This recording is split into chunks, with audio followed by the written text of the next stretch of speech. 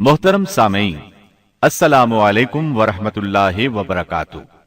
इस बार हम आपके लिए पेश कर रहे हैं क़िससुल अंबिया। अब हम जिक्र शुरू करते हैं आदम अलैहिस्सलाम का। अल्लाह ताला फरमाते हैं, और मैंने जिन्नों और इंसानों को अपनी इबादत के लिए पैदा किया है। अल्लाह ताला ने हमारे बाप को क्यों पैदा फरमाया, हमें क्यों पैदा फरमाया? ताकि हम उसकी इबादत करें।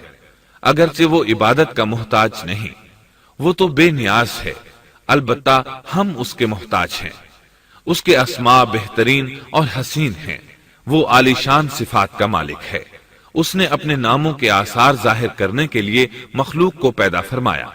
रहमत के आसार, कुदरत के आसार, जब्र और ताकत के आसार और हिकमत के आसार जाहिर करने के लिए मखलूकात को पैदा फरमाया, वरना वो किसी चीज का मोहताज नहीं। आदम अलैहिस्सलाम की तख्लीक से पहले ही इस बारे में अल्लाह ताला का फरिश्तों से मुकालमा हुआ। अल्लाह ताला ने फरमाया, और जब तेरे रब ने फरिश्तों से कहा, मैं जमीन में एक खलीफा बनाने वाला हूं। खलीफा से मुराद है नाइब, और ये कि उसकी नस्ल में से हर एक दूसरे का खलीफा होगा।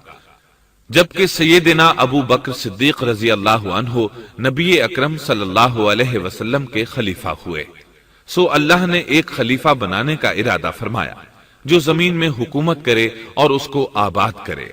अल्लाह ताला ने तुम्हें जमीन से पैदा किया और उसी ने इस जमीन में तुम्हें बसाया है। अल्लाह ताला का इरादा हुआ कि जमीन को आबाद करवाए, जबकि जिन इस काबिल नहीं थे, क्योंकि उनमें इस कदर अक्ल दानिश नहीं थी कि जमीन को पुर रौनक और सरसब्जो शादाब रख सकें। उलमा जिन्नात के बारे में कहते हैं, उनका सबसे बड़ा अक्लमंद जिन इंसानों के 10 साला बच्चे के बराबर अक्ल रखता है। इसलिए जमीन को आबाद करने की सलाहियत अल्लाह ताला ने इंसान को बख्शी। अल्लाह ने इंसान को बेहतरीन ढांचे और हसीन तरीन शक्ल सूरत से नवाजा, फिर अपनी रूह उसमें फूंकी। फरिश्तों ने उससे सवाल किया, ऐसी मखलूक को क्यों पैदा करता है जो जमीन में फसाद करे और खून बहाए? और हम तेरी तस्बीह, हम और पाकीज़गी बयान करते हैं। इसके जवाब में अल्लाह ने फरमाया, जो मैं जानता हूं तुम नहीं जानते। दरअसल फरिश्तों ने किसी तरह मालूम कर लिया था कि आदम की औलाद जमीन में फसाद करेगी, खून रेजी करेगी, लेकिन उन्होंने ये बात एतराज के तौर पर नहीं कही थी, क्योंकि ऐसा एतराज तो गुनाह है और फरिश्ते पलक झपकने के बराबर अल्लाह की मासियत और नाफरमानी नहीं करते, बल्कि वो तो निहायत मुअज़्ज़ज़ इबादत गुजार हैं।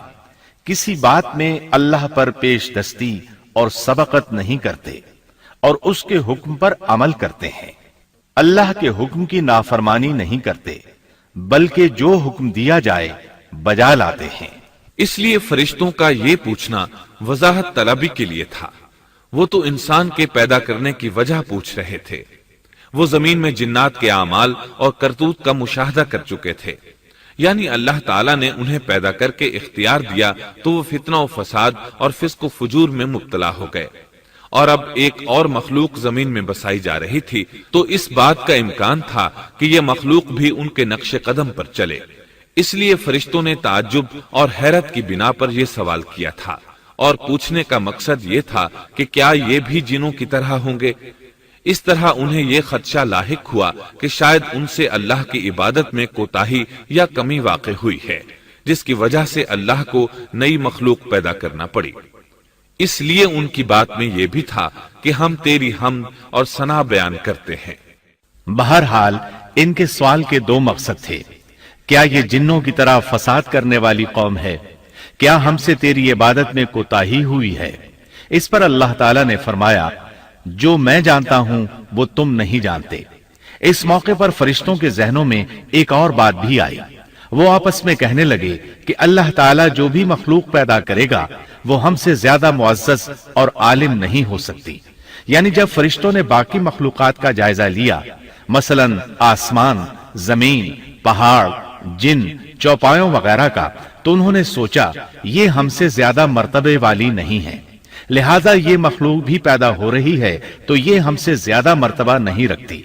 یہ ہمارا خاص مقام ہے کہ اللہ کی تسبیح میں مصروف ہیں، کفر سے محفوظ ہیں، ہر حکم بجا لاتے ہیں، اللہ کے تمام احکامات پورے کرتے ہیں، آسمان اور زمین میں اس کا حکم نافذ کرتے ہیں، اور اللہ کے نزدیک ہم سب سے زیادہ شرف والے ہیں۔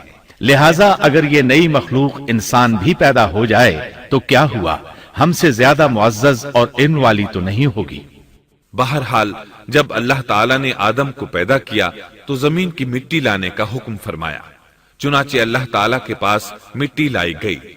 امام ترمذی، ابن حبان اور امام احمد رحمت اللہ علیہم نے ایک حدیث بیان کی ہے جس کے الفاظ کچھ یوں ہیں: اللہ تعالیٰ نے آدم علیہ السلام کو مٹی کی ایک مٹھی سے پیدا فرمایا، اس مٹی کو اللہ تعالیٰ نے پوری زمین سے اٹھوایا تھا، یہی وجہ ہے کہ آدم کی اولاد زمین کے لحاظ سے ہی ظہور پذیر ہوئی۔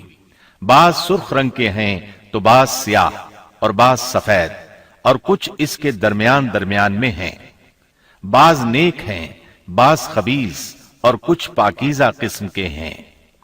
انسان کی تخلیق مٹی سے شروع ہوئی، اس مٹی کو پانی سے تر کیا گیا تو یہ طین بن گئی۔ اسی وجہ سے قرآن مجید کی بعض آیات میں تراب کا لفظ آیا ہے۔ تراب خشک مٹی کو کہتے ہیں، اور بعض آیات میں طین کا لفظ آیا ہے۔ طین تر اور بھیگی مٹی کو کہتے ہیں۔ اللہ تعالیٰ فرماتے ہیں خلقہ من تراب، یعنی آدم کو تراب سے پیدا کیا گیا۔ مٹی کی عام حالت کو تراب کہتے ہیں، اور فرمایا جب آپ کے رب نے فرشتوں سے کہا کہ میں مٹی سے بشر کو پیدا کرنے والا ہوں، جب اس مٹی کو پانی سے زیادہ بھگویا گیا تو وہ لیسدار ہونا شروع ہو گئی، اسی لیے اللہ تعالیٰ نے فرمایا ہم نے انسان کو لیسدار اور چپکنے والی مٹی سے پیدا کیا۔ پھر اللہ تعالیٰ نے اپنے مبارک ہاتھوں سے انسان کا ڈھانچہ تیار کیا۔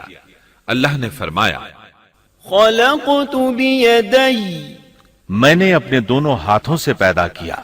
اللہ تعالیٰ نے انسان کی خلقت فرشتوں کے سپرد نہ کی، بلکہ بذات خود اسے تخلیق کے مراحل سے گزارا اور اپنے ہاتھوں سے اس کی تصویر کشی کی۔ اللہ نے انسان کو پہلے ایک مورتی کی صورت میں ڈھالا، اس کے بعد ایک مقررہ مدت تک چھوڑے رکھا، یہاں تک کہ گیلی مٹی خشک ہو گئی اور اس کا رنگ سیاہ ہو گیا، بدبو آنے لگی، پھر وہ کھنکھناتی مٹی میں بدل گئی، اور آخرکار آگ پر پکی ہوئی مٹی یعنی فخار ٹھیکری کی صورت اختیار کر گئی، جس سے مٹکے وغیرہ تیار کیے جاتے ہیں۔ سیاہ مٹی کو ہما ان کہتے ہیں، اور بدبودار کو مسنون کہتے ہیں، اور کھنکھنا کر بولنے والی مٹی کو سلسال کہتے ہیں، اور ٹھیکری کی طرح کی مٹی کو الفخار کہتے ہیں۔ مختلف آیات میں یہ الفاظ وارد ہوئے ہیں۔ ہم نے تمہیں پیدا کیا اور پھر ہم ہی نے تمہاری صورت بنائی، اور یقیناً ہم نے انسان کو کھنکھناتی خشک مٹی سے پیدا کیا جو کہ بدبودار اور سیاہ گارے سے خشک ہوئی تھی۔ اللہ نے انسان کو کھنکھناتی مٹی سے پیدا کیا جو کہ ٹھیکری کی طرح تھی۔ ان تمام آیات کریمہ میں کوئی تناقض، تعارض اور اختلاف نہیں، اس لیے کہ ان مختلف آیات میں انسان کو اس کی تخلیق کے مختلف مراحل کی یاد دہانی کرائی گئی ہے۔ خلاصہ کلام یہ ہوا کہ تخلیق کے عمل کا پہلا مرحلہ تراب تھا، یعنی عام حالت والی خشک مٹی، پھر طین یعنی بھگوئی ہوئی مٹی، پھر لیسدار مٹی یعنی سلسال، پھر ٹھیکری کی طرح کی مٹی یعنی فخار، اور یہ کام جمعے کی آخری گھڑی میں کیا گیا، اور یہ دن اللہ کے لحاظ سے شمار ہونے والے دنوں میں سے ہمارے دنوں کی طرح نہ تھا، ہمارے اور اللہ کے دن مختلف ہیں۔ تخلیق آدم دراصل اللہ کا کرشمہ ہے، انسانوں کو ایک صورت عطا کی گئی۔ اس مرحلے کا تذکرہ بخاری اور مسند احمد کی ایک روایت میں ہے۔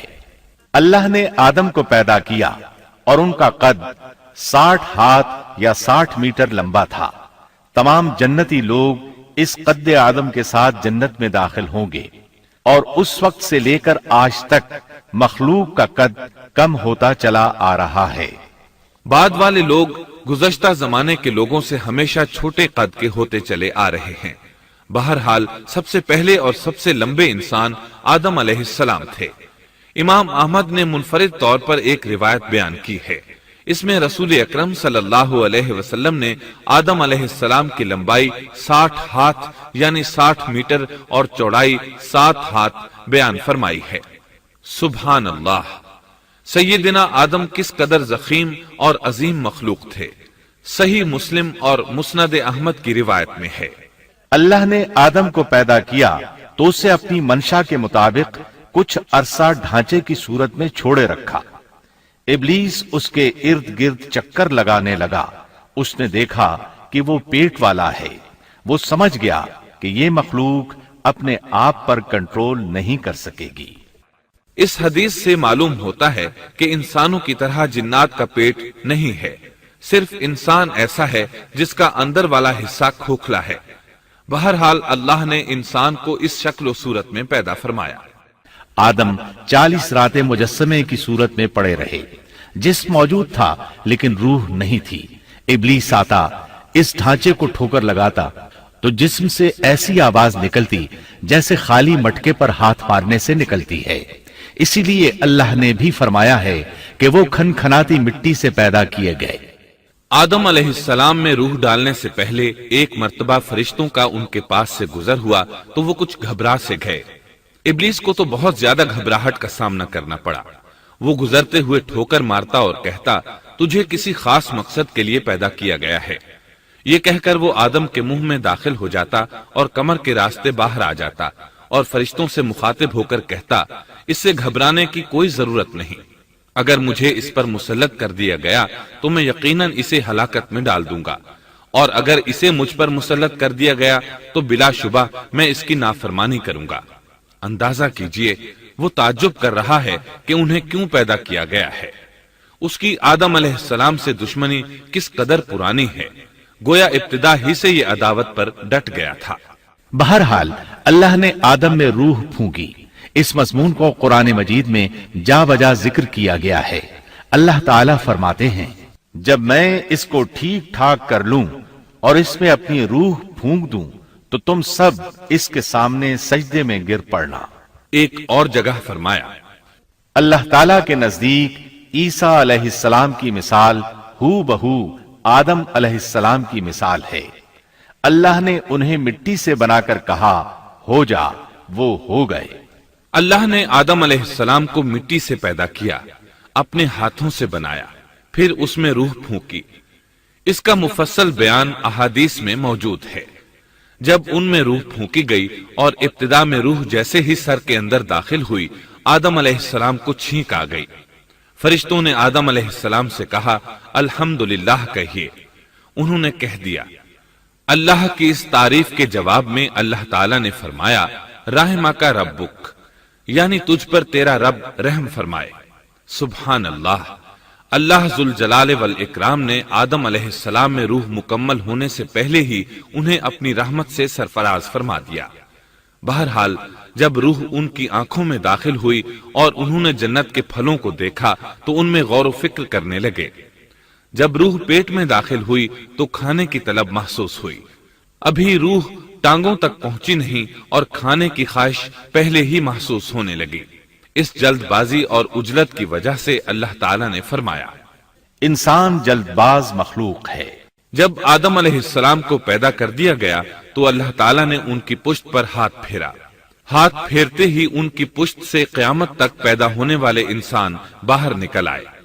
آدم کی تمام اولاد ان کے سامنے ظاہر ہو گئی، اور یہ بات نہایت وضاحت اور صراحت کے ساتھ قرآن مجید اور احادیث مبارکہ میں موجود ہے. مسلم بن یسار رحمت اللہ علیہ بیان کرتے ہیں کہ سیدنا عمر بن خطاب رضی اللہ عنہ سے کسی نے اس آیت کریمہ کے بارے میں پوچھا، اور جب آپ کے رب نے اولاد آدم کی پشت سے ان کی اولاد کو نکالا اور ان سے انہی کے بارے میں اقرار لیا کہ کیا میں تمہارا رب نہیں؟ سب نے جواب دیا ہاں کیوں نہیں، ہم سب گواہ بنتے ہیں، تاکہ تم لوگ قیامت کے روز یوں نہ کہو ہم تو اس سے محض بے خبر تھے، یا یوں کہو کہ پہلے پہلے شرک تو ہمارے بڑوں نے کیا اور ہم ان کے بعد ان کی نسل میں ہوئے، لہذا کیا تو ان غلط راہ والوں کے فعل پر ہمیں ہلاکت میں ڈالے گا؟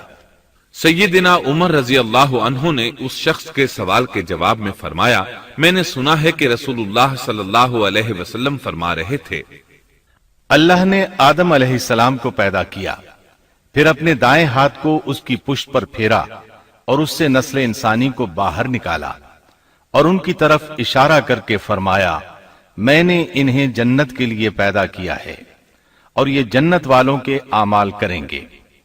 پھر اپنے ہاتھ کو دوبارہ آدم علیہ السلام کی پشت پر پھیرا اور اس سے نسل انسانی کو باہر نکالا اور ان کی طرف اشارہ کر کے فرمایا، میں نے انہیں آگ کے لیے پیدا کیا ہے اور یہ آگ والوں کے اعمال کریں گے۔ اس پر ایک شخص نے نبی اکرم صلی اللہ علیہ وسلم سے سوال کیا، اے اللہ کے رسول صلی اللہ علیہ وسلم، تو پھر ہمارے اعمال کس حساب میں شمار ہوں گے؟ آپ نے جواب میں فرمایا، اللہ تعالیٰ جب کسی بندے کو جنت کے لیے پیدا کرتا ہے تو اس سے جنت والوں کے کام کرواتا ہے، حتیٰ کہ جنت والے اعمال میں سے ہی کسی عمل پر اس کا موت سے سامنا ہوتا ہے، اس وجہ سے اللہ اسے جنت میں داخل کرتا ہے، اور جب اللہ کسی بندے کو آگ کے لیے پیدا کرتا ہے تو اسے آگ والے اعمال پر لگا دیتا ہے، یہاں تک کہ وہ آگ والے اعمال میں سے کسی عمل پر مرتا ہے، اس کی وجہ سے اللہ اسے آگ میں داخل کر دیتا ہے۔ ہر شخص کے لیے اس کام میں آسانی پیدا کر دی جاتی ہے جس کے لیے وہ پیدا کیا گیا ہے۔ لیکن یہ بات ذہن میں ہر وقت موجود رہنی چاہیے کہ اللہ نے انسان کو اختیار دے رکھا ہے کہ وہ اپنی عقل اور فکر کی روشنی میں اللہ کے احکامات پر عمل پیرا ہو کر خود کو جنتی بنا لے، یا عقل کا درست استعمال نہ کرتے ہوئے شیطان کا پٹا گلے میں ڈال لے اور جہنم میں جگہ بنا لے۔ یہ تو اللہ نے انسان کو اختیار دے رکھا ہے، اس کی مرضی کہ جنت والے اعمال کرے یا جہنم والے۔ ہر انسان میں دونوں طرف جانے کی طاقت اور صلاحیت موجود ہے۔ اللہ نے انسان کو مجبور نہیں بنایا، البتہ ہر انسان کو جو بھی رویہ اختیار کرنا تھا اللہ کو اس کا علم تھا، اور اس کا علم برحق ہے، قطعی ہے، اس میں کوئی غلطی نہیں ہو سکتی، اس لیے اس نے اپنے علم کے مطابق تقدیر لکھ دی۔ اب ہم جو کچھ کرتے ہیں تقدیر سے مجبور ہو کر نہیں کرتے، بلکہ اپنے اختیار سے کرتے ہیں، اور چونکہ تقدیر بھی اللہ کے حکم سے لکھی گئی اس لیے اس میں بھی کوئی خطا واقع نہیں ہوتی۔ لہذا تقدیر کا یہ مطلب نہیں کہ انسان تقدیر کی بنا پر ہدایت ماننے یا نہ ماننے پر مجبور ہے، ایسی بات قطعاً نہیں۔ اور درست بات یہ ہے کہ تقدیر کا مسئلہ بہت زیادہ پیچیدہ ہے اور مشکل ترین مسائل میں سے ہے، یہاں اس کی تفصیل کا موقع نہیں۔ جب اللہ نے آدم علیہ السلام کو پیدا کر لیا اور اس میں اپنی روح پھونک دی تو فرشتوں کو حکم دیا کہ آدم کو سجدہ کریں۔ ابلیس ایک بہت نیک اور بزرگ جن تھا، اس نے کبھی اللہ کی نافرمانی نہیں کی تھی، اسی بنا پر وہ بلند مرتبہ پا کر فرشتوں میں شامل ہو چکا تھا، لیکن فرشتوں کی جنس سے قطعاً نہیں تھا۔ اللہ نے اسے اطاعت اور فرما برداری کا صلہ دیا تھا، اس کی عزت اور اکرام کرتے ہوئے آسمان میں بسایا تھا، لمحہ بھر کے لیے بھی اس نے اللہ کی نافرمانی نہیں کی تھی، اور پھر اللہ نے آدم کو سجدہ کرنے کا حکم دیا، اور اس حکم کے مخاطب فرشتے اور ابلیس تھے۔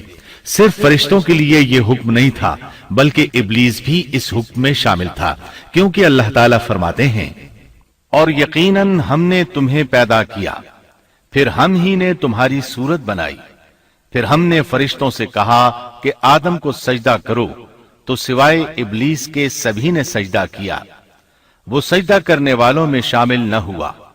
اللہ تعالیٰ نے فرمایا، تجھے کس چیز نے سجدے سے روک دیا جبکہ میرا حکم تیرے لیے بھی تھا؟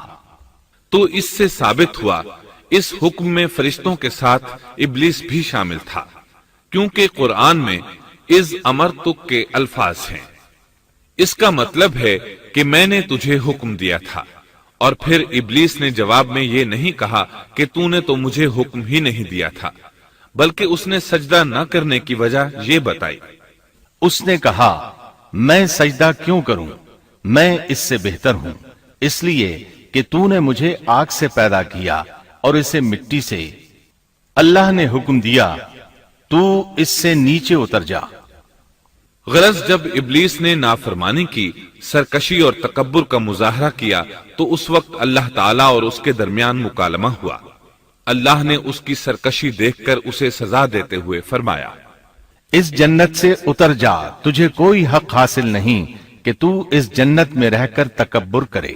ابلیس نے جواب میں کہا، مجھے قیامت کے دن تک مہلت دے دیجئے، یعنی اتنی لمبی عمر دے دیجئے کہ میں قیامت تک زندہ رہوں، موت نہ آئے۔ اللہ نے فرمایا، تجھے مہلت دے دی گئی، لیکن ایک وقت مقررہ تک۔ اور جب شیطان اس طرف سے مطمئن ہو گیا کہ اسے مہلت مل گئی، تب اس نے کہا، چونکہ تو نے مجھے گمراہ کر دیا ہے، اس وجہ سے میں قسم کھاتا ہوں کہ میں انسانوں کی گمراہی کے لیے تیرے سیدھے راستے پر بیٹھ جاؤں گا، پھر ان کے آگے سے، ان کے پیچھے سے، ان کے دائیں سے، ان کے بائیں سے، ان کے پاس آؤں گا، اور آپ ان میں سے اکثر لوگوں کو شکر گزار نہیں پائیں گے۔ اللہ تعالیٰ نے شیطان کا رد کرتے ہوئے فرمایا، یہاں سے ذلیل و خوار ہو کر نکل جا۔ ان میں سے جو شخص بھی تیرا حکم مانے گا، میں ایسے تمام گمراہوں سے جہنم کو بھر دوں گا۔ جو انسان بھی تیرا پیروکار بنے گا، وہ جہنم کا مستحق اور حقدار ٹھہرے گا۔ ایک اور مقام پر اللہ تعالیٰ فرماتے ہیں، جب ہم نے فرشتوں کو حکم دیا کہ آدم کو سجدہ کرو تو ابلیس کے سوا سب نے سجدہ کیا۔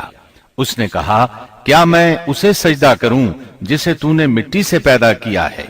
اچھا دیکھ لے، اسے تو نے مجھ پر فضیلت دی ہے، اگر مجھے بھی تو نے قیامت تک ڈھیل دی تو میں سوائے چند لوگوں کے اس کی اولاد کو گمراہ کروں گا۔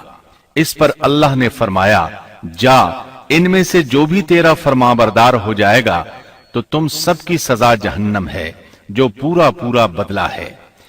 ان میں سے تو جسے بھی اپنی آواز کے ساتھ بہکا سکتا ہے بہکا لے، اور ان پر اپنے سوار اور پیادے چڑھا لا، یعنی اپنے گھڑ سوار لشکر اور پیدل لشکر کو چڑھا کر لے آ، اور اپنا ہر داؤ، ہر ترکیب اور ہر اسلحہ استعمال کر لے، اور ان کے مالوں اور اولاد میں بھی شرکت کر لے، اور تو انہیں دل بہلانے والے وعدے دے لے، یعنی ان کے برے اعمال بنا سنوار کر انہیں دکھا، اور غلط خواہشات دلا، جنت، دوزخ اور دوبارہ زندہ نہ ہونے کے وعدے دے، اور ان سے شیطان کے جتنے بھی وعدے ہوتے ہیں سب کے سب سراسر فریب ہیں۔ یقیناً میرے سچے بندوں پر تیرا کوئی قابو اور غلبہ نہیں ہوگا، تیرا رب کارسازی کرنے والا کافی ہے۔ اسی طرح بہت سی آیات میں پہلی معصیت الہی کا ذکر کیا گیا ہے۔ سب سے پہلا نافرمان ابلیس ملعون تھا۔ وہ خبیث اللہ کے سامنے تکبر اور انات سے بھرپور جواب دیتا رہا۔ اسی وجہ سے اللہ نے اسے کافر کا لقب دیا۔ کافر اسے کہتے ہیں جو نعمت کا انکار کرے۔ اللہ نے اس پر اتنا فضل و کرم اور انعام و احسان کیا کہ بلند ترین مرتبے تک پہنچا دیا، لیکن اس نے اللہ کی اس نعمت کی قدر نہ کی، پرواہ نہ کی اور کفر کا راستہ اختیار کیا۔ سب سے پہلا گناہ تکبر تھا۔ اسی لیے علماء کرام فرماتے ہیں، تمام گناہوں کی جڑ تکبر اور غرور ہے۔ نبی اکرم صلی اللہ علیہ وسلم نے اپنی امت کو تکبر نہ کرنے کا سختی سے حکم فرمایا، اس کی برائی، وبال اور ہلاکت سے آگاہ فرمایا۔ آپ نے فرمایا، اللہ اس شخص کی طرف رحمت سے دیکھے گا بھی نہیں جس نے تکبر کی بنا پر کپڑا ٹخنوں سے نیچے لٹکایا۔ اس کے علاوہ نبی صلی اللہ علیہ وسلم نے تو مطلقاً فرما دیا، وہ شخص جنت میں داخل ہونے کے قابل نہیں جس کے دل میں ذرہ برابر بھی تکبر ہے۔ جو شخص اپنے کپڑے، اپنے مکان اور اپنے قبیلے پر فخر کرتا ہے، اس سے اللہ کی رحمت اٹھ جاتی ہے۔ اسی لیے نبی صلی اللہ علیہ وسلم نے جب اپنے صحابہ کرام کو دیکھا کہ مہاجر صحابی انصار صحابہ کے خلاف اور انصاری صحابی مہاجرین صحابہ کے خلاف آواز لگا رہے ہیں تو آپ نے فرمایا، اس جاہلیت والی پکار کو چھوڑو، یہ بہت بدبودار ہے۔ برادری کی بنیاد پر لڑنا، باہم فخر کرنا برے نتائج کا ذریعہ ہے۔ گناہوں کی بنیاد بھی تکبر ہے۔ اس لیے ہر مومن کو چاہیے کہ اپنے نوکر، خادم، ملازم یا کسی بھی مسکین پر کبھی بھی فخر و غرور کا اظہار نہ کرے، کیونکہ یہی اللہ کی سب سے پہلی نافرمانی وجود میں آئی تھی۔ تکبر کا یہ ذکر ضمناً آ گیا۔ ہم پھر اپنے موضوع کی طرف لوٹتے ہیں۔ اللہ نے آدم علیہ السلام کو پیدا کیا اور انہیں عالم بنا کر ہی تخلیق کیا، یعنی جب وہ پیدا ہوئے تو جاہل نہیں تھے۔ اللہ نے آدم علیہ السلام کو فرشتوں سے بھی بڑا عالم بنا کر پیدا فرمایا۔ بے شمار احادیث میں آدم علیہ السلام کی ابتدا اور ان کے علم کا ذکر موجود ہے۔ جب اللہ نے آدم میں مکمل روح ڈال دی اور وہ اپنے پاؤں پر کھڑے ہو گئے تو اللہ نے انہیں حکم دیا، جاؤ فرشتوں کی جماعت کو السلام علیکم کہو۔ آدم اور فرشتوں کی زبان عربی تھی، یہی زبان اہل جنت کی ہے۔ آدم گئے، جا کر سلام کہا، انہوں نے جواب میں کہا وعلیکم السلام ورحمت اللہ، یعنی تجھ پر اللہ کی سلامتی اور رحمت ہو۔ اللہ نے فرمایا یہ تیرا اور تیری اولاد کا آپس میں ایک دوسرے کو تحفہ اور ہدیہ ہے۔ اللہ نے آدم علیہ السلام کو ابتدا ہی میں تمام نام سکھا دیے۔ مفسرین نے ان ناموں کے بارے میں بہت بحثیں ذکر کی ہیں۔ مضبوط موقف سیدنا عبداللہ بن عباس رضی اللہ عنہما کا ہے کہ اللہ نے آدم علیہ السلام کو ہر چیز کا نام سکھا دیا تھا، مثلا یہ پہاڑ ہے، یہ سمندر ہے، یہ پرندہ ہے، یہ درخت ہے وغیرہ۔ وہ آسمان اور زمین کی ہر چیز کا نام جانتے تھے۔ یہ علم کیسا تھا، انسان نے کس طرح ہر چیز کا نام پہچان لیا۔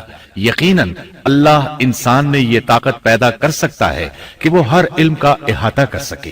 اللہ نے آدم علیہ السلام کو ہر چیز کا نام اور اس کی صنعت اور کام بھی معلوم کرا دیا۔ آگ، لوہے، لکڑی، غرض ہر چیز کا نام اور استعمال ذہن میں ڈال دیا۔ وہ کس قدر عظیم علم سے بہرور ہوئے، سبحان اللہ۔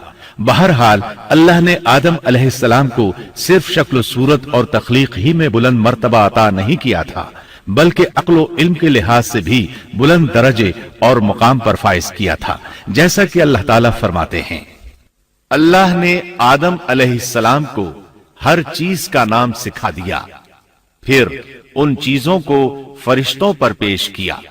مجھے ان چیزوں کے نام بتاؤ اگر تم سچے ہو۔ مطلب یہ کہ تم اپنے دعوے میں کہاں تک سچے ہو؟ جب آدم کی تخلیق ہوئی تو تم نے کہا تھا اللہ جو چاہے پیدا کر لے، قسم ہے وہ ہم سے زیادہ معزز اور عالم نہیں ہوگا۔ اس دعوے میں اگر تم سچے ہو تو ذرا ان اشیاء کے نام تو بتاؤ۔ اللہ تعالیٰ نے آدم علیہ السلام کا زیادہ معزز ہونا، مکرم ہونا اور علم و معرفت والا ہونا واضح کرنے کے لیے فرشتوں کو حکم دیا کہ آدم علیہ السلام کو سجدہ کریں۔ یہ سجدہ تعظیمی تھا، عبادت والا سجدہ نہیں تھا۔ سجدہ تعظیمی پہلے وقتوں میں جائز تھا، لیکن اب حرام ہے۔ اسی لیے تو یعقوب علیہ السلام، ان کی بیوی اور 11 بیٹوں نے یوسف علیہ السلام کو سجدہ کیا تھا۔ بہرحال فرشتوں نے آدم علیہ السلام کو سجدہ کیا۔ اس سے معلوم ہو جاتا ہے کہ کون زیادہ عزت اور عظمت والا ہے۔ یقیناً آدم علیہ السلام زیادہ شرف اور منزلت کے حقدار ٹھہرے۔ جب اللہ تعالیٰ نے ان کی عزت، تکریم اور تعظیم ثابت فرما دی، تب علم و معرفت میں ان کی برتری ثابت کرنے کے لیے فرمایا اگر تم اپنے قول میں سچے ہو تو ان چیزوں کے نام بتاؤ۔ تب فرشتوں نے کہا، فرشتے کہنے لگے اے اللہ تو پاک ہے، ہمیں تو صرف اتنا ہی علم ہے جتنا تو نے ہمیں سکھا رکھا ہے، مکمل حکمت و علم والا تو ہی ہے۔ اللہ تعالیٰ نے آدم علیہ السلام سے فرمایا اے آدم تم ان فرشتوں کو ان چیزوں کے نام بتاؤ۔ آدم ہر چیز کا نام بتانے لگے، کسی جگہ بھی انہوں نے غلطی نہیں کی۔ جب انہوں نے فرشتوں کو تمام چیزوں کے نام بتا دیے تو اللہ تعالیٰ نے فرشتوں کو مخاطب کر کے کہا کیا میں نے تمہیں پہلے ہی نہیں کہہ دیا تھا کہ زمین اور آسمان کا غیب میں ہی جانتا ہوں، اور میرے علم میں ہے جو تم ظاہر کر رہے ہو اور جو چھپا رہے ہو۔ یہاں ذہن میں سوال ابھرتا ہے کہ فرشتے کیا چھپا رہے تھے؟ وہ راز والی بات یہی تھی کہ اللہ ہم سے زیادہ معزز اور عالم مخلوق پیدا نہیں کرے گا۔ اس کے بعد اللہ تعالیٰ نے اما حوا کو پیدا فرمایا۔ انہیں آدم علیہ السلام کے فوراً بعد پیدا نہیں فرمایا، بلکہ آدم علیہ السلام نے کافی عرصہ جنت میں تنہا بسر کیا، اور حدیث میں ہے کہ وہ وحشت محسوس کرتے تھے، تنہائی کو شدت سے محسوس کرنے لگے تھے۔ آخر کار ایک روز جب وہ سو رہے تھے تو اللہ تعالیٰ نے ان کی بائیں پسلی سے اما حوا علیہ السلام کو پیدا فرمایا اور آدم علیہ السلام کا ہم سفر بنا دیا۔ اللہ فرماتے ہیں اے لوگو اپنے اس پروردگار سے ڈر جاؤ جس نے تم سب کو ایک ہی جان سے پیدا کر ڈالا اور اس جان یعنی آدم علیہ السلام سے ان کی بیوی کو پیدا کیا۔ آدم علیہ السلام کے وجود ہی سے حوا کا وجود بنایا گیا، وہ کوئی الگ مخلوق نہیں تھی۔ جب آدم علیہ السلام بیدار ہوئے تو انہوں نے اپنے قریب ایک عورت کو بیٹھے دیکھا، پوچھنے لگے تم کون ہو؟ حوا علیہ السلام نے کہا عورت۔ آدم علیہ السلام نے پھر پوچھا تجھے کس لیے پیدا کیا گیا ہے؟ وہ بولی آپ کے لیے، تاکہ آپ مجھ سے سکون اور انس حاصل کریں۔ جب فرشتوں نے آدم علیہ السلام کو ایک عورت سے باتیں کرتے دیکھا تو کہنے لگے اب ایک اور نئی مخلوق پیدا کی گئی ہے۔ آدم علیہ السلام نے ان مخلوقات کا نام تو بتا دیا تھا جو مشہور و معروف تھیں، ان کا نام پوچھنا چاہیے۔ انہوں نے آدم علیہ السلام سے سوال کیا، انہوں نے فوراً جواب دیا حوا، اس لیے کہ اللہ نے تو آپ کو ہر چیز کا نام سکھا دیا تھا۔ فرشتوں نے کہا ان کا نام حوا کیوں رکھا گیا ہے؟ آدم علیہ السلام نے جواب دیا اس لیے کہ اسے ایک زندہ چیز سے پیدا کیا گیا ہے، حیات کی نسبت سے حوا نام رکھا گیا۔ مسلم شریف میں ہے، سیدنا ابو ہریرہ رضی اللہ عنہ روایت کرتے ہیں کہ رسول اللہ صلی اللہ علیہ وسلم نے فرمایا جو شخص اللہ اور آخرت کے دن پر ایمان رکھتا ہے، جب وہ کسی معاملے کے لیے حاضر ہو تو بھلائی والی بات کرے یا خاموش رہے، اور عورتوں کے بارے میں بھلائی کی وصیت حاصل کر لو، یعنی ان کے ساتھ اچھا سلوک کرو، کیونکہ عورت پسلی سے پیدا کی گئی ہے اور پسلی میں زیادہ ٹیڑھا حصہ اوپر والا حصہ ہوتا ہے۔ اگر تم اس کو سیدھا کرنا چاہو گے تو توڑ ڈالو گے، اور اگر اس کو چھوڑ دو گے تو وہ اسی طرح ہمیشہ ٹیڑھی رہے گی۔ عورتوں کے بارے میں بھلائی کی وصیت حاصل کر لو۔ مطلب یہ کہ اسی حالت میں گزر بسر کرو، عورتوں کے بارے میں بھلائی کی وصیت حاصل کر لو۔ اس حدیث کا مطلب یہ ہے کہ عورتوں پر جبر کر کے زبردستی ان کی طبیعت کو بدلا نہیں جا سکتا، اور عورت ذات کو نہایت نرمی اور پیار سے رکھو۔ ان کی طبیعتوں میں ٹیڑھا پن ہے، وہ کبھی جذبات سے مغلوب ہو جاتی ہے اور عقل کھو بیٹھتی ہے۔ اگر کوئی اسے سیدھا کرنا چاہے تو اس سے لا تعلقی، دوری اور طلاق کی نوبت آ جائے گی۔ اگر اسے چھوڑ دو گے تو ٹیڑھا پن برقرار رہے گا۔ مرد کو بہت حوصلے سے اس صورتحال کو سنبھالنا چاہیے۔ احادیث میں سیدنا ابراہیم علیہ السلام کی زوجہ سیدہ سارہ علیہ السلام کا قصہ موجود ہے۔ وہ حوا علیہ السلام کے بعد کائنات کی سب سے زیادہ خوبصورت عورت تھی۔ احادیث سے یہ اشارہ ملتا ہے کہ حوا علیہ السلام ابتدائے انسانیت سے لے کر قیامت تک پیدا ہونے والی تمام عورتوں میں خوبصورت تھیں۔ اب ابلیس لگا اپنے وسوسے شروع کرنے۔ آدم اور حوا علیہ السلام دونوں اللہ کے حکم سے جنت میں تھے کہ شیطان نے انہیں پھسلانے کی کوشش شروع کر دی۔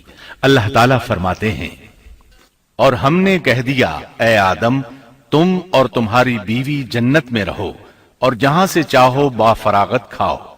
جنت بھی کیسی؟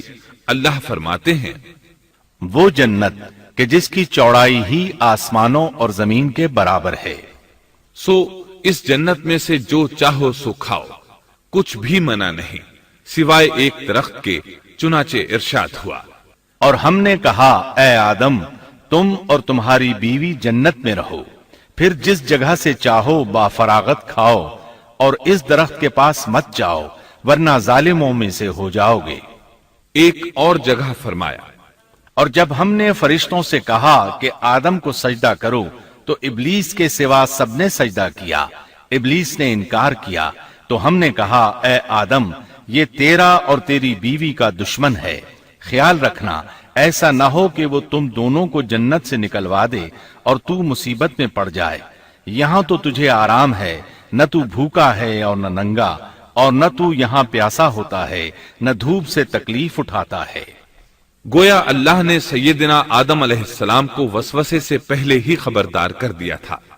ان آیات سے یہ بھی پتا چلا کہ انسان سے ابلیس کی عداوت اور دشمنی ابتدا ہی سے چلی آ رہی ہے، اور یہ بھی ثابت ہوا کہ جو لوگ کہتے ہیں کہ انسان ابتدا میں ننگا تھا ان کا قول صحیح نہیں، اس لیے کہ اللہ تعالیٰ نے جنت میں بھی آدم علیہ السلام پر لباس رکھا اور زمین میں بھی لباس نازل کر دیا۔ جیسا کہ اللہ تعالیٰ فرماتے ہیں، اے آدم کی اولاد، ہم نے تم پر لباس کو نازل کیا جو تمہاری شرمگاہوں کو چھپاتا ہے اور زینت کا سبب بھی ہے، اور تقوی کا لباس اس سے بھی بہتر ہے۔ لہذا آدم ابتدا میں ننگے نہیں تھے، انہیں تو ننگے پن کا علم ہی نہیں تھا، نہ ہی ان کی بیوی کو برہنہ ہونے کا علم تھا۔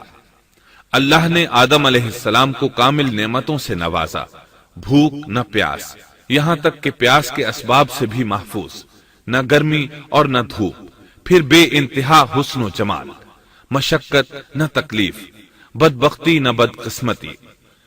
آدم اور حوا علیہ السلام کے دلوں میں وسوسہ ڈالنے کے بارے میں بھی قرآن نے روشنی ڈالی ہے۔ پھر شیطان نے ان دونوں کے دلوں میں وسوسہ ڈالا۔ یہ وسوسہ اس نے ان دونوں کو طمع دلانے کی صورت میں پورا کیا، اور یہ طمع دلائی کہ اس درخت کو کھانے سے ہمیشگی اور بقا ملتی ہے، اور کبھی نہ ختم ہونے والی بادشاہت حاصل ہوتی ہے۔ اور اس وسوسے کا مقصد یہ تھا تاکہ ان کا پردہ بدن جو ایک دوسرے سے پوشیدہ تھا دونوں کے روبرو بے پردہ کر دے۔ ان کی شرمگاہوں کو ننگا کرنے کے لیے اس نے ایسا کیا۔ وہ دونوں کپڑے میں ملبوس تھے، ستر ڈھانپ رکھا تھا۔ جب انہوں نے اس درخت سے کھایا تو لباس نیچے گر گیا، دونوں برہنہ ہو گئے۔ یہی شیطان چاہتا تھا کہ انہیں برہنہ کر دے، اللہ کی نافرمانی پر اکسائے۔ ارشاد ہوتا ہے، شیطان نے انہیں وسوسہ ڈالا، کہنے لگا، اے آدم، کیا میں تجھے دائمی زندگی کا درخت اور وہ بادشاہت نہ بتلا دوں جو کبھی پرانی نہ ہو؟ جب تم اس درخت سے کھاؤ گے تو ہمیشہ زندہ رہنے والے بن جاؤ گے اور زبردست بادشاہت حاصل کر لو گے۔ اس نے یہ تمنا بھی دلائی۔ تمہارے رب نے تم دونوں کو اس درخت سے اس لیے منع کیا ہے کہ تم دونوں فرشتے نہ بن جاؤ یا ہمیشہ زندہ رہنے والے نہ بن جاؤ۔ یعنی تم اس درخت سے کھا لو گے تو فرشتے بن جاؤ گے اور ہمیشہ قائم دائم رہو گے۔ پھر وہ وسوسہ ڈالتے ہوئے جھوٹی قسمیں کھانے لگا، جیسا کہ ارشاد ہوتا ہے، اور ان دونوں کے روبرو قسمیں کھانے لگا کہ یقین آ جائے میں آپ کا خیر خواہ ہوں۔ اللہ کی قسم کھانے لگا، اور اس وقت سے جھوٹی قسموں کی ابتدا ہوئی۔ اس نے ان دونوں کو فریب دے کر بہکا لیا، جیسا کہ فرمایا، فَدَلَّاهُمَا بِغُرُورٍ، یعنی دھوکے سے انہیں پھسلایا، حالانکہ انہیں کسی چیز کی کمی نہیں تھی۔ بھلا وہاں کیا محتاجی ہو سکتی تھی؟ جنت میں سکون سے زندگی بسر کر رہے تھے۔ جنت سے بڑھ کر کیا چاہیے؟ ہمیشہ کے لیے جنت مل چکی تھی۔ اللہ تعالیٰ فرماتے ہیں، ان دونوں نے جب درخت کو چکھا، دونوں کا پردہ بدن ایک دوسرے کے روبرو کھل گیا، دونوں اپنے بدنوں پر درختوں کے پتے جوڑ جوڑ کر رکھنے لگے۔ کپڑے اترنے پر دونوں کو حیا آئی، اس لیے کہ انسان کی فطرت میں برہنہ ہونے کی ناپسندیدگی شامل ہے۔ برہنہ ہو گئے تو کوئی لباس نہیں تھا، اس لیے درختوں کے پتے جوڑ کر جسم ڈھانپنے لگے۔ حدیث میں آیا ہے، آدم بھاگنے لگے تو اللہ نے پکارا، آدم مجھ سے بھاگتے ہو؟ آدم بولے، اللہ میں شرم کی بنا پر بھاگ رہا ہوں، اور اس وجہ سے کہ تیرے سامنے برہنہ کیسے رہوں، پھر یہ کہ نافرمانی کا ارتکاب بھی کر چکا ہوں۔ یہاں ایک سوال پیدا ہوتا ہے، دونوں میں سے پہلے کھانے والا کون تھا؟ اس بارے میں راجح قول یہ ہے کہ وہ حوا علیہ السلام تھی۔ انہی نے آدم علیہ السلام کو طمع دلاتے ہوئے اس غلطی پر آمادہ کیا تھا، جیسا کہ بخاری شریف میں نبی اکرم صلی اللہ علیہ وسلم نے فرمایا، اگر حوا نہ ہوتی تو کوئی عورت اپنے خاوند سے خیانت نہ کرتی۔ حوا علیہ السلام نے انہیں غلطی میں مبتلا کیا تھا۔ اگر حوا علیہ السلام نہ ہوتی تو آدم بھی خیانت میں مبتلا نہ ہوتے اور نہ معصیت میں مبتلا ہوتے۔ تب اللہ نے انہیں پکارا، کیا میں نے تم دونوں کو اس درخت سے نہیں روکا تھا؟ اور کیا یہ نہیں کہا تھا کہ شیطان تمہارا کھلا دشمن ہے؟ اب توجہ طلب بات یہ ہے کہ اس موقع پر دونوں نے کیا طرز عمل اختیار کیا۔ کیا وہ دونوں اپنی معصیت پر بضد رہے اور تکبر کرنے لگے، جیسا کہ ابلیس نے سجدہ کرنے سے انکار کیا تھا اور پھر لگا تھا اپنی معصیت پر اصرار کرنے، یا ان دونوں نے توبہ کر لی؟ جی ہاں، دونوں نے توبہ کر لی، جیسا کہ قرآن مجید میں آتا ہے۔ دونوں نے کہا اے ہمارے رب، ہم نے اپنا بڑا نقصان کیا، اور اگر تو ہماری مغفرت نہ کرے گا اور ہم پر رحم نہ کرے گا تو واقعی ہم خسارہ پانے والوں میں سے ہو جائیں گے۔ اس قصے میں ایک سوال یہ ذہن میں پیدا ہوتا ہے کہ جب سیدنا آدم علیہ السلام کو ابلیس نے سجدہ نہ کیا تو اللہ تعالیٰ نے اسے مردود بنا کر جنت سے نکال دیا۔ پھر وہ سیدنا آدم علیہ السلام کو اس درخت کے قریب کس طرح لے گیا جبکہ وہ جنت سے باہر ہو چکا تھا؟ قرآن کریم میں اس بارے میں یہ الفاظ آئے ہیں، پھر شیطان نے ان کے دلوں میں وسوسہ ڈالا۔ یہ وسوسہ اس نے کیسے ڈالا جبکہ وہ جنت سے نکالا جا چکا تھا؟ مفسرین نے اس کے جواب میں لکھا ہے کہ اس نے جنت سے باہر رہ کر یہ وسوسہ ڈالا تھا۔ جیسے آج کل تار اور بغیر تار کے آواز کو دور دراز علاقوں تک پہنچایا جا سکتا ہے، ایسے ہی شیطان نے اپنی طاقت سے یہ وسوسہ ان کے دلوں تک پہنچایا۔ لگے ہاتھوں ابلیس کی حقیقت بھی سن لیں۔ ابلیس کے لفظی معنی انتہائی مایوس کے ہیں۔ یہ راندہ درگاہ ہونے کے بعد ہمیشہ ہمیشہ کے لیے اللہ کی رحمت سے مایوس ہو گیا تھا، اس لیے اسے یہ لقب ملا، ورنہ روایات کی روح سے اس کا اصل نام عزازیل تھا۔ پہلے یہ جنات میں سے تھا، اپنے رب تعالی کی اطاعت سے نکل کر ابلیس ہوا۔ اس کا علم ناقص تھا، مزاج ناپاک تھا، وہ غرور اور تکبر میں مبتلا ہو گیا تھا۔ یہاں یہ بات بھی ذہن نشین کر لیں کہ انبیاء خطا اور گناہ سے پاک ہوتے ہیں، ان پر اللہ تعالی کی مستقل حفاظت اور نگرانی قائم رہتی ہے۔ اگرچہ انبیاء بھی انسان ہوتے ہیں اور تمام انسانی تقاضے انہیں لاحق ہوتے ہیں، لیکن ان کے عمل اور ارادے میں کسی قسم کی بدی اور شر کا عمل دخل قطعاً نہیں ہوتا۔ ان کا ہر قول اور عمل بلکہ ہر حرکت اور سکون کی حالت بھی انسانیت کے لیے بہترین نمونہ ہوتے ہیں۔ البتہ بشر ہونے کی وجہ سے بھول کا امکان ہوتا ہے، تاہم بھول ہو جانے کی صورت میں انہیں فوراً ہی خبردار کر دیا جاتا ہے۔ بھول ہو جانا بشری طبیعت کا خاصہ ہے۔ اللہ تعالیٰ نے ہر انسان کی فطرت میں یہ چیز رکھی ہے۔ انبیاء سے بھول چوک ہو جانے میں بھی اللہ تعالیٰ کی کئی ایک حکمتیں پوشیدہ ہیں۔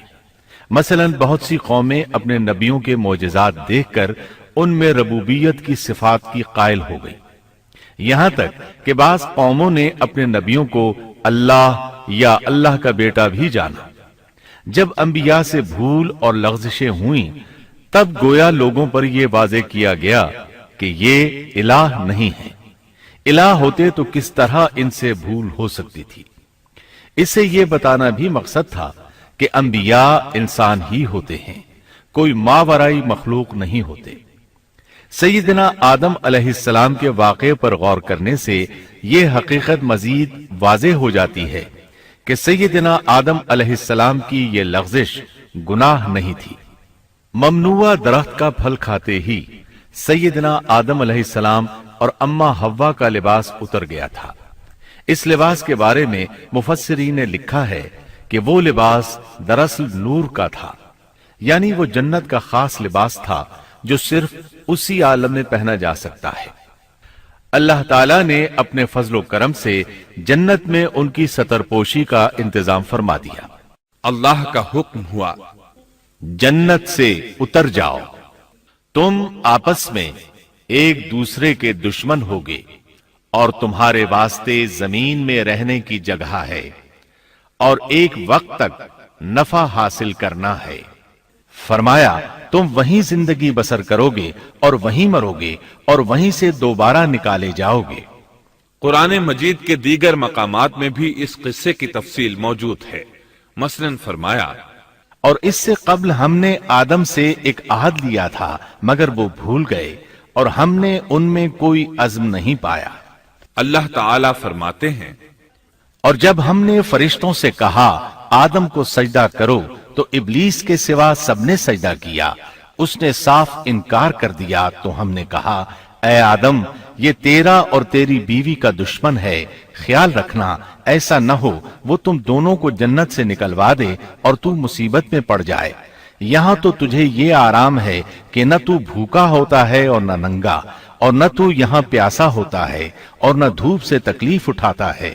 لیکن شیطان نے اسے وسوسے میں ڈال دیا، کہنے لگا میں آپ کو دائمی زندگی کے درخت اور وہ بادشاہت بتلاؤں جو کبھی پرانی نہ ہو۔ چنانچہ ان دونوں نے اس درخت سے کھایا، پس ان کے ستر کھل گئے اور وہ بہشت کے پتے اپنے اوپر چپکانے لگے۔ آدم نے اپنے رب کی نافرمانی کی، پس بہک گیا۔ پھر اس کے رب نے نوازا، اس کی طرف توجہ فرمائی اور اس کی رہنمائی کی۔ حکم ہوا تم دونوں یہاں سے اتر جاؤ، تم آپس میں ایک دوسرے کے دشمن ہو۔ اب تمہارے پاس جب کبھی میری طرف سے ہدایت پہنچے تو جو میری ہدایت کی پیروی کرے نہ تو وہ بہکے گا نہ تکلیف میں پڑے گا، ہاں جو میری یاد سے روگردانی کرے گا اس کی زندگی تنگی میں رہے گی اور بروز قیامت ہم اسے اندھا کر کے اٹھائیں گے۔ آدم علیہ السلام زمین پر اترے اور اپنے رب سے توبہ کے کلمات سیکھ لیے۔ وہ کلمات یہ ہیں: اے ہمارے رب، ہم نے اپنا نقصان کیا، اور اگر تو نے ہم پر مغفرت و رحمت نہ فرمائی تو ہم خسارہ اٹھانے والوں میں سے ہو جائیں گے۔ آدم علیہ السلام زمین پر اترے اور ان کے ساتھ حوا علیہ السلام بھی اتری، اور ان کے ساتھ ہی ابلیس کو بھی اتارا گیا۔ یہ کس جگہ پر اترے اس بارے میں اختلاف پایا جاتا ہے، لیکن ابن عباس رضی اللہ عنہ کی بات راجح محسوس ہوتی ہے کہ آدم علیہ السلام کو ہند میں اور حوا علیہ السلام کو جدے میں اتارا گیا۔ جب آدم علیہ السلام اتر آئے تو حوا علیہ السلام کی تلاش شروع کر دی، زمین میں ان کی تلاش میں سرگرداں ہوئے۔ آخر کار میدان عرفات میں دونوں کی ملاقات ہو گئی۔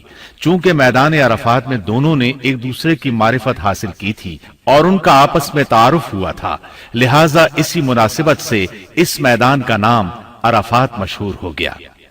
پھر اللہ تعالیٰ نے زمین کے اندر انسانوں کو پھیلانا شروع کیا اور زمین کو مردوں اور عورتوں سے آباد کر دیا۔ امام طبری رحمت اللہ علیہ بیان کرتے ہیں کہ حوا علیہ السلام نے آدم علیہ السلام کے لیے 20 ولادتوں میں 40 بچوں کو جنم دیا۔ ہر بار 2 بچوں کو جنم دیتی تھی، ایک لڑکا ہوتا ایک لڑکی۔ سب سے پہلا جوڑا قابیل اور اس کی بہن قمیم کا تھا۔ پھر انسانوں کی افزائش شروع ہوئی، آبادی میں اضافہ ہونے لگا۔ اللہ نے آدم علیہ السلام ہی کو ان کا نبی متعین کر دیا، وہ انہیں دین سکھاتے رہے۔ اس وقت تمام لوگ موحد تھے، خالص توحید کو اپنانے والے تھے، یعنی کان الناس امۃ واحدہ، تمام لوگ ایک ہی امت کے تھے، ان میں شرک کا شائبہ بھی نہ تھا۔ ابن جریر اور ابن کثیر رحمہم اللہ نے ابو موسیٰ اشعری رضی اللہ عنہ کی روایت بیان کی ہے، اللہ نے جب آدم علیہ السلام کو جنت سے زمین پر اتارا تو انہیں ہر چیز کی کاریگری اور صنعت کا علم تھا۔ جب وہ اترے تو عالم بھی تھے، لباس میں ملبوس بھی تھے، کام کاج کے تمام طریقوں سے باخبر بھی تھے، لوہے، آگ، لکڑی اور کپڑے کے استعمال سے بھی بخوبی واقف تھے۔ ہمارے برعکس وہ ان کاموں کو اپنی ابتدا ہی سے جان چکے تھے، کیونکہ ہم سب لوگوں کا حال یہ ہے کہ جب تک سکھایا نہ جائے ہمیں کچھ نہیں آتا۔ آج کے دور میں بعض افریقی قبائل کے افراد وحشیانہ اور غیر مہذب زندگی گزارتے ہیں۔ علماء کا کہنا ہے کہ یہ لوگ زمین پر رہنے والوں میں سے گمراہ ترین انسان ہیں۔ انہوں نے بہترین زندگی ضائع کر دی اور گھٹیا زندگی کو پسند کیا۔ تہذیب و تمدن کا آغاز چونکہ ابتدائے آفرینش سے ہے، اس لیے ہر انسان کی فطرت میں تہذیب کی سوجھ بوجھ موجود ہے۔ بہرحال آدم علیہ السلام کے بعد انسانی مخلوق کی تعداد روز بروز بڑھتی چلی گئی اور انسانی کمزوریوں کی بنا پر گناہ شروع ہو گئے۔ زمین پر سب سے پہلے ہونے والی معصیت قابیل کے ہاتھوں اپنے بھائی حابیل کے قتل کی صورت میں سامنے آئی۔ اللہ تعالیٰ نے قرآن مجید میں قابیل اور اس کے بھائی حابیل کا قصہ بیان کیا ہے۔ قابیل قرخت اور درشت طبیعت کا مالک تھا، جبکہ اس کا بھائی حابیل رحم دل اور نرم طبیعت تھا۔ قابیل کھیتی باڑی کرتا تھا اور حابیل مویشی چراتا تھا۔ حابیل کے نرم دل ہونے کی ایک وجہ اس کا بکریاں چرانا تھا، क्योंकि एक चरवाहा अपनी बकरी को भूखा देखकर उसे चारा खिलाए बगैर नहीं रहता, नहीं वो किसी बकरी को प्यासा देखकर उसे भूल जाता है। अपने जानवर पर उसकी ताकत से ज्यादा बोझ भी नहीं लादता। बनी नौ इंसान की तादाद में इजाफे के लिए उस वक्त ऐसा कानून था जो अब हराम है, और वो है बहन के साथ निकाह। चूंकि उस वक्त के सब लोग आदम अलैहिस्सलाम की हकीकी औलाद थे और आपस में बहन भाई थे, इसलिए उस वक्त की शरीयत की रूह से काबिल अपने साथ जुड़वां पैदा होने वाली बहन के सिवा किसी दूसरी बहन से शादी कर सकता था, और इसी तरह हाबिल अपने साथ जुड़वां पैदा होने वाली बहन के अलावा किसी दूसरी बहन से शादी कर सकता था। इसकी सूरत यह थी कि काबिल की शादी हाबिल की बहन से हो और हाबिल की शादी काबिल की बहन से हो। लेकिन हुआ ये कि हाबिल की बहन खूबसूरती में काबिल की बहन से कम थी, इसलिए काबिल ने हाबिल की बहन से शादी करने से इनकार कर दिया और अपनी जुड़वां बहन से शादी की ख्वाहिश जाहिर की। लेकिन ऐसा करना आदम अलैहिस्सलाम की शरीयत में हराम था। आप नबी भी थे और रसूल भी।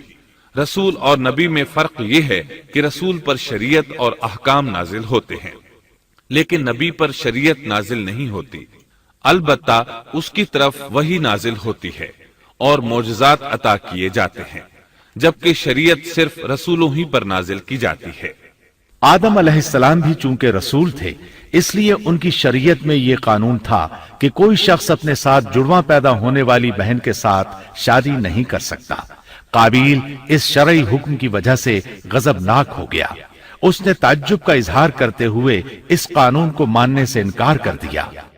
आदम अलैहिस्सलाम ने इन दोनों के दरमियान फैसला करते हुए इन्हें हुक्म दिया कि दोनों अल्लाह के हुजूर एक हदिया पेश करें। हदिया उस जानवर को कहते हैं जिसे अल्लाह के नाम पर ज़बह करके फुकरा में तकसीम कर दिया जाए। इससे मकसूद अल्लाह के लिए अपनी नीयत को खालिस करना होता है।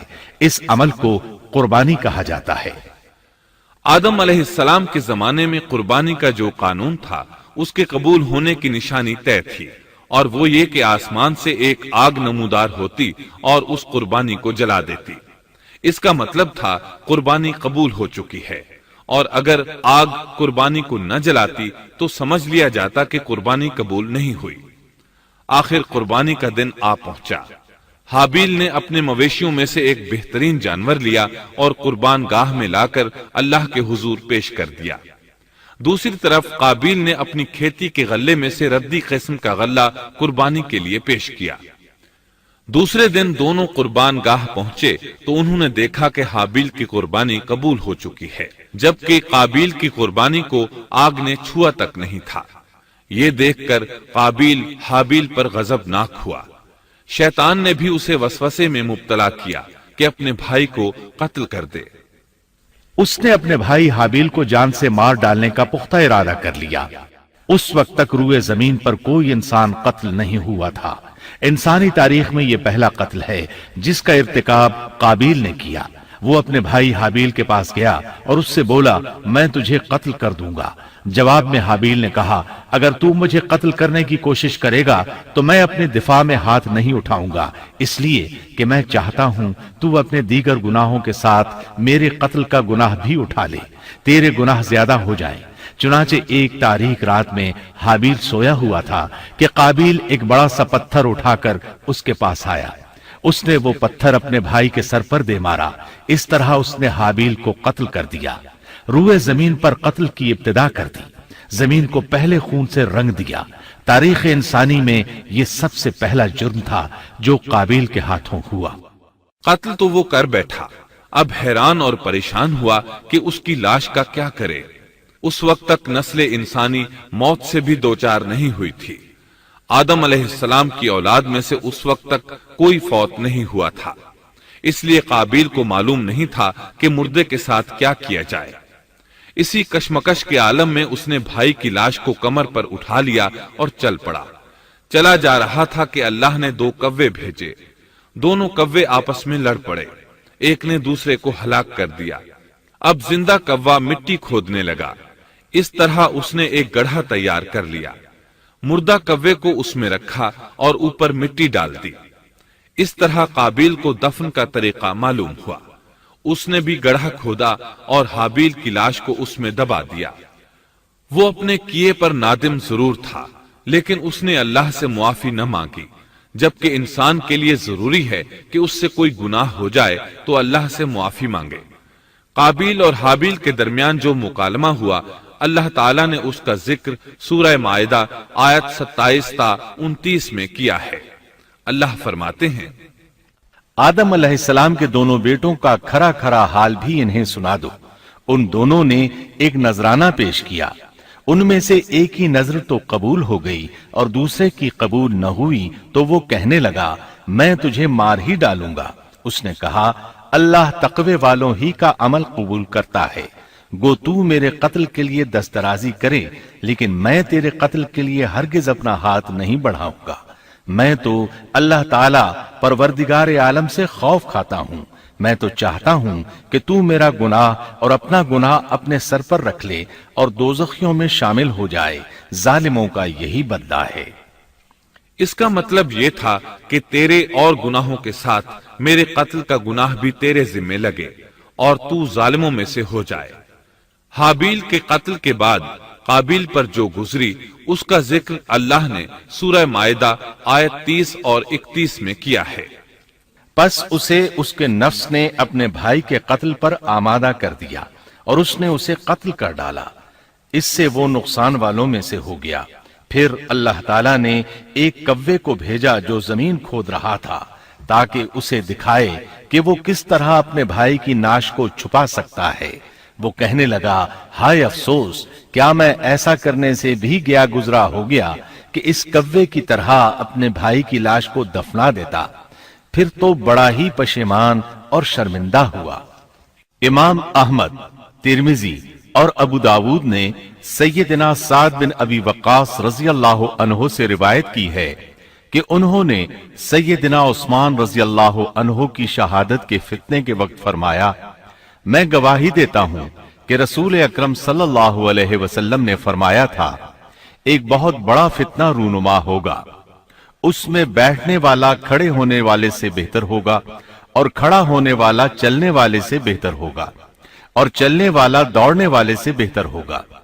کسی نے کہا اگر کوئی میرے گھر میں داخل ہو کر میری طرف ہاتھ بڑھائے تاکہ وہ مجھے قتل کر دے تو آپ صلی اللہ علیہ وسلم نے فرمایا تو آدم علیہ السلام کے بیٹے کی طرح قتل ہو جا، یعنی اس فتنے میں قتل ہو جانا، حابیل کی سنت پر عمل کرتے ہوئے خود ہاتھ نہ اٹھانا، قاتل کہلانے کی بجائے مقتول ہونے کو پسند کرنا۔ اسی طرح مسند احمد کی ایک روایت میں ہے، رسول اللہ صلی اللہ علیہ وسلم نے فرمایا دنیا میں جب بھی کوئی ظلم سے قتل ہوتا ہے تو اس کا گناہ آدم علیہ السلام کے پہلے بیٹے قابیل کی گردن پر ضرور ہوتا ہے، اس لیے کہ وہ پہلا شخص ہے جس نے ظالمانہ قتل کی ابتدا کی اور یہ ناپاک طریقہ جاری کیا۔ اس حدیث سے اس جرم کی نوعیت کا بخوبی اندازہ ہوتا ہے کہ اللہ تعالیٰ نے اس کو صرف ایک قتل قرار نہیں دیا بلکہ اس کو ایک گھناؤنی حرکت قرار دیا۔ قیامت تک آنے والے لوگ جو اس گناہ کے مرتکب ہوں گے ان کا کچھ گناہ قابیل کے حساب میں ڈالا جائے گا۔ حابیل کو قتل کرنے کے بعد قابیل نے اپنی بیوی کو ساتھ لیا اور دور دراز نرم زمین کے پاس جا کر رہائش پذیر ہو گیا اور آدم علیہ السلام کے سامنے تک نہ ہوا۔ آدم علیہ السلام پہاڑوں کے قریب ایک بستی میں رہ رہے تھے، یہ ان سے بہت دور جا بسا تھا۔ اس طرح قابیل کا آدم علیہ السلام سے رابطہ بالکل ختم ہو گیا اور اس سے ایک نئی نسل کی ابتدا ہوئی۔ فحاشی اور اریانی کو ان کے ہاں عروج حاصل تھا۔ عبادت یہ لوگ اگرچہ اللہ ہی کی کرتے تھے لیکن آدم علیہ السلام کی شریعت کے خلاف بے حیائی کے دل دادا تھے۔ تقوی کی قلت، احکام الہی کی نافرمانی اور فحاشی کا فروغ ان کے شب و روز کا معمول تھا۔ اس کے بعد لوگ دو گروہوں میں تقسیم ہو گئے، شریر اور برے لوگ قابیل کے ساتھ مل گئے اور آدم علیہ السلام کے دیگر بیٹے اور نیک لوگ آدم علیہ السلام کے ساتھ مل گئے۔ آدم علیہ السلام 960 سال زندہ رہے۔ ان کی کل عمر تو 1000 سال تھی لیکن 40 سال کم کر دی گئی۔ سیدنا ابو ہریرہ رضی اللہ عنہ بیان کرتے ہیں کہ رسول اللہ صلی اللہ علیہ وسلم نے فرمایا، جب اللہ نے آدم علیہ السلام کو پیدا فرمایا تو ان کی پیٹھ پر ہاتھ پھیرا، اس طرح قیامت تک جتنے انسان پیدا ہونے والے تھے ان کی روحیں وجود میں آ گئیں۔ پھر ہر انسان کی آنکھوں کے درمیان ایک نور رکھ کر آدم علیہ السلام کے سامنے پیش کیا۔ انہوں نے پوچھا، یا اللہ یہ کون ہے؟ اللہ نے فرمایا، یہ تیری اولاد ہے۔ ان میں سے ایک کی پیشانی کی چمک آدم علیہ السلام کو بہت اچھی لگی۔ انہوں نے پوچھا، یا اللہ یہ کون ہے؟ جواب ملا، یہ تیری اولاد میں سے بہت دور جا کر ہیں، ان کا نام داؤد ہے۔ پوچھا، ان کی عمر کتنی ہے؟ فرمایا 60 سال۔ آدم علیہ السلام کہنے لگے، یا اللہ 40 سال میری عمر میں سے ان کی عمر میں شامل کر دے۔ اس سلسلے میں دوسری روایت یوں آئی ہے، جب آدم علیہ السلام کی روح قبض کرنے کے لیے فرشتہ آیا تو وہ کہنے لگے، میری عمر میں تو ابھی 40 سال باقی ہیں۔ اس وقت ان کی عمر 960 سال تھی۔ انبیاء اپنی عمر سے واقف ہوتے ہیں۔ فرشتے نے کہا، کیا آپ کو یاد نہیں آپ نے اپنی عمر کے 40 سال اپنی اولاد داؤد کو ہبہ کر دیے تھے؟ رسول اللہ صلی اللہ علیہ وسلم نے فرمایا، چونکہ آدم علیہ السلام نے انکار کیا تو ان کی اولاد بھی انکار کی عادی ہے۔ آدم علیہ السلام خود بھول گئے، ان کی اولاد بھی بھولتی ہے۔ آدم علیہ السلام نے خطا کی، ان کی اولاد بھی خطا کرتی ہے۔ حابیل کے قتل کے بعد اللہ تعالیٰ نے آدم اور حوا علیہ السلام کو اس کا نعم البدل عطا کیا۔ اس کا نام انہوں نے شیس رکھا۔ شیس کا مطلب ہے اللہ کا دیا ہوا تحفہ۔ حابیل کے قتل پر آدم اور حوا علیہ السلام دونوں بہت غمگین ہوئے، اس لیے اللہ نے بدلے میں انہیں شیس علیہ السلام عطا فرمائے۔ سیدنا ابو ذر غفاری رضی اللہ عنہ سے مروی ایک صحیح حدیث میں ہے کہ رسول اللہ صلی اللہ علیہ وسلم نے فرمایا، اللہ تعالیٰ نے 104 صحیفے نازل فرمائے، ان میں سے 50 صحیفے شیس علیہ السلام پر نازل ہوئے۔ ان صحیفوں میں ایسے قوانین، اصول اور ضابطے تھے جن سے انسانیت کی زندگی منظم ہوتی ہے۔ شیس علیہ السلام نے آدم علیہ السلام سے علم حاصل کیا، لیکن آدم علیہ السلام کا تمام علم وہ حاصل نہ کر سکے، اس لیے کہ آدم علیہ السلام نے بالمشافہہ اللہ تعالیٰ سے علم حاصل کیا تھا، اور بہت سی اشیاء کا علم اللہ تعالیٰ نے انہیں سکھا دیا تھا، اس لیے وہ تمام علماء سے بڑھ کر عالم تھے۔ شیس علیہ السلام نے آدم علیہ السلام سے علوم سیکھ کر لوگوں کو سکھائے۔ لوگوں نے ان سے مختلف علوم، فنون اور پیشے سیکھے۔ انہیں شہروں میں رہنے سہنے کے بارے میں تعلیم دی، دن رات کے حسابات سے انہیں آگاہ کیا اور انہیں بتایا کہ کن اوقات میں وہ اللہ کی عبادت کریں اور عبادت کے طریقے انہیں سکھائے۔ احادیث میں اس کی وضاحت ملتی ہے۔ امام احمد رحمت اللہ علیہ بیان کرتے ہیں کہ ابو زمعہ سعدی کہتے ہیں کہ انہوں نے مدینے میں ایک شیخ کو لوگوں سے کلام کرتے دیکھا تو ان کے متعلق پوچھا، یہ کون شخص ہے؟ لوگوں نے بتایا کہ یہ ابی بن کعب رضی اللہ عنہ ہیں، بڑے صحابہ میں ان کا شمار ہوتا ہے، تمام مسلمانوں سے بڑھ کر قرآن اور اس کی تفسیر کے عالم ہیں۔ ابو زمعہ فرماتے ہیں کہ ابی بن کعب رضی اللہ عنہ اس وقت یہ واقعہ بیان کر رہے تھے کہ جب آدم علیہ السلام کی وفات کا وقت قریب آیا تو انہوں نے اپنے بیٹوں سے فرمایا، میرا جنت کے پھل کھانے کو جی چاہتا ہے۔ جنت کے پھل دنیاوی پھلوں جیسے ہی ہوتے ہیں، سیب، انار، انگور، یہ سب جنت میں موجود تھے۔ جنت کے اور دنیا کے پھلوں میں فرق یہ ہے کہ دنیاوی پھل بدبودار ہو جاتے ہیں، جبکہ جنتی پھل کبھی بدبودار نہیں ہوتے۔ اسی طرح دنیاوی پھلوں کا ذائقہ عارضی ہوتا ہے، جبکہ جنتی پھلوں کا ذائقہ ہمیشہ برقرار رہتا ہے۔ اس لیے آدم علیہ السلام نے چاہا کہ وہ جنت کے پھل کھائیں، چنانچہ ان کے بیٹے تلاش میں نکل گئے۔ انہوں نے اپنے ساتھ کلہاڑے، کدالیں اور ٹوکریاں لے لی۔ راستے میں انہیں فرشتے ملے، ان کے پاس آدم علیہ السلام کا کفن اور خوشبو وغیرہ تھی۔ انہوں نے پوچھا، آدم کے بیٹو کس چیز کی تلاش میں ہو، کہاں جا رہے ہو؟ انہوں نے جواب میں کہا، ہمارے والد مریض ہیں، انہیں جنت کے پھلوں کی خواہش ہے۔ فرشتے ان کے سامنے انسانی شکل میں آئے تھے، ان کی بات سن کر بولے، واپس جاؤ، تمہارے والد فوت ہونے کے قریب ہیں، اب ان میں اتنی طاقت نہیں رہی کہ پھل کھا سکیں۔ جب فرشتے آدم علیہ السلام کی روح قبض کرنے کے لیے آئے تو حوا علیہ السلام نے انہیں پہچان لیا۔ وہ بلند آواز سے آدم علیہ السلام کو پکارنے لگی، ان کے ساتھ چمڑ گئیں۔ آدم علیہ السلام بولے، مجھ سے الگ ہو جاؤ، پہلے بھی مجھے تمہاری وجہ سے مصیبت پہنچی تھی، میرے اور میرے رب کے فرشتوں کے درمیان سے ہٹ جاؤ۔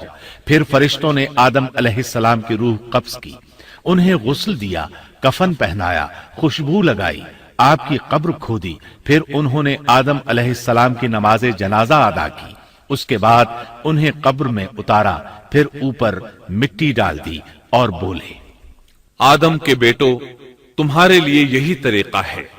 اس وقت تک لوگ کفن دفن کے احکامات سے واقف نہیں تھے، انہیں علم نہ تھا کہ قابیل نے اپنے بھائی کو کیسے دفن کیا تھا، اس لیے فرشتوں کو بھیجا گیا تاکہ تدفین کا طریقہ بتا دیں۔ تو اس طرح انسان کو دفن کرنے کا طریقہ معلوم ہوا جو فرشتے لے کر آئے تھے۔ آدم علیہ السلام نے اپنی 960 سال کی مکمل زندگی میں سوائے اس درخت کا پھل کھانے کے اور کوئی خطا نہیں کی۔ یہ تھا ہمارے باپ سیدنا آدم علیہ السلام کا اسوہ اور سیرت طیبہ کا حال۔ آپ کی وفات کے 1 سال بعد حوا علیہ السلام بھی وفات پا گئیں۔ Thanks for watching. Don't forget to like, comment, share and subscribe to